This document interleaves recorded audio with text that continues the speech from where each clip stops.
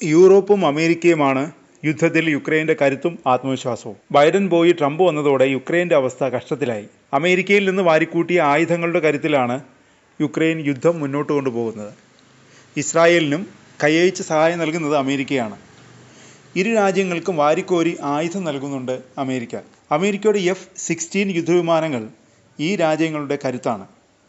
ഈ രാജ്യങ്ങൾ മാത്രമല്ല, അമേരിക്കയുടെ സഖ്യകക്ഷികളായ നിരവധി രാജ്യങ്ങൾ ഈ കരുത്തനെ സ്വന്തമാക്കിയിട്ടുണ്ട്. അമേരിക്കയുടെ ഈ അഹങ്കാരത്തെ തകർത്തിരിക്കുകയാണ് റഷ്യ.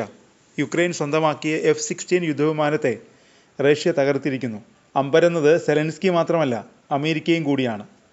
സെലൻസ്കിയും F-16 തകർത്ത വിവരം സ്ഥിരീകരിച്ചിട്ടുണ്ട്. ഈ ഫൈറ്റർ ജെറ്റിനെ തകർക്കാൻ ഏറെ പ്രയാസമാണ്. മിന്നൽ വേഗത്തിൽ ആക്രമണം നടത്തി മറയാനുള്ള ശേഷി ഇതിനുണ്ട്. ഏപ്രിൽ 12-നാണ് റഷ്യ ഈ യുദ്ധവിമാനത്തെ അനായാസമായി തകർത്തത്.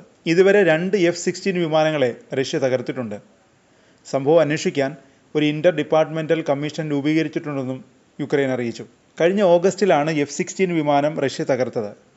റഷ്യയുടെ സുഖോയ് ഫൈറ്റർ ജെറ്റിൻ്റെ കരുത്തിന് മുന്നിൽ പിടിച്ചു നിൽക്കാൻ F-16 കഴിയില്ലെന്നും അഭിപ്രായമുണ്ട്. F-16 റഷ്യയുടെ ഫൈറ്റർ ജെറ്റുമായി മത്സരിക്കാൻ പരിമിതിയുണ്ടെന്ന് യുക്രൈൻ്റെ വ്യോമസേന വക്താവ് നേരത്തെ പറഞ്ഞിരുന്നു.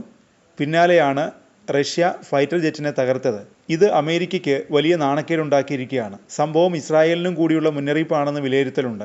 ഇറാനുമായി യുദ്ധം ചെയ്യാനിറങ്ങുന്ന അമേരിക്കയ്ക്കും ഇസ്രായേലിനും വലിയ ആശങ്ക ഉയർത്തുന്ന സംഭവമാണിത്. റഷ്യയുമായി ഏറെ അടുപ്പമുള്ള രാജ്യമാണ് ഇറാൻ. അമേരിക്കയുടെ ആയുധങ്ങളെയും യുദ്ധവിമാനങ്ങളെയും തകർക്കാനുള്ള സംവിധാനങ്ങൾ റഷ്യയിൽ നിന്ന് ഇറാൻ സ്വന്തമാക്കിയിട്ടുണ്ടെന്നും വിലയിരുത്തലുണ്ട്. അതിനിടെ യുക്രൈനിൽ റഷ്യ ശക്തമായ ആക്രമണം നടത്തുകയാണ്. യുക്രൈൻ നഗരമായ സുമിയിൽ റഷ്യ നടത്തിയ ബാലിസ്റ്റിക് മിസൈൽ ആക്രമണത്തിൽ കുട്ടികൾ ഉൾപ്പെടെ 31 പേർ കൊല്ലപ്പെട്ടു. ആക്രമണത്തിൽ 100-ലധികം പേർക്ക് പരിക്കേറ്റു. മിസൈൽ ആക്രമണത്തിൻ്റെ വീഡിയോ സെലൻസ്കി സോഷ്യൽ മീഡിയയിൽ പങ്കുവച്ചു. സംഭവത്തിൽ ശക്തമായി പ്രതികരിക്കണമെന്ന് ലോകരാജ്യങ്ങളോട് സെലൻസ്കി അഭ്യർത്ഥിച്ചു. ജനത്തിരക്കേറിയ സമയത്തായിരുന്നു ആക്രമണം നടത്തിയത്. ഓശാന ഞായറാഴ്ചയിൽ പള്ളിയിലേക്ക് പോകാനായി നിൽക്കുമ്പോഴായിരുന്നു ആക്രമണം. ജനവാസ മേഖലയിലാണ് റഷ്യ ബാലിസ്റ്റിക് മിസൈൽ ആക്രമണം നടത്തിയതെന്നാണ് യുക്രൈൻ ആരോപിച്ചത്.